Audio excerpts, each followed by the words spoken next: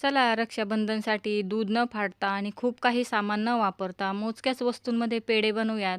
पॅनमध्ये 1 चमचा तूप गरम केलं, त्याच्यामध्ये 1 वाटी दूध टाकलं, अर्धी वाटी दूध पावडर घातली, अर्धी वाटी डेसिकेटेड कोकोनट टाकलं. चांगलं मिक्स करून घ्यायचं.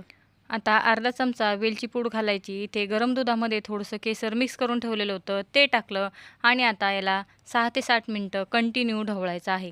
असं टेक्स्चर झालं की याच्यामध्ये अर्धा चमचा साजूक तूप घालायचं आणि हाय फ्लेमवरती चांगलं मिक्स करायचं.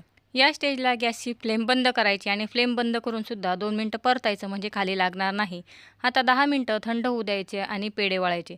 बघा याच्यामध्ये आपण दूध पावडर घालतो त्यावेळेस गाठी पडण्याची शक्यता असते, म्हणून थोड्याशा गरम दुधामध्ये दूध पावडर मिक्स करून या दुधामध्ये घातली तरी चालेल, म्हणजे गोळे पडणार नाहीत.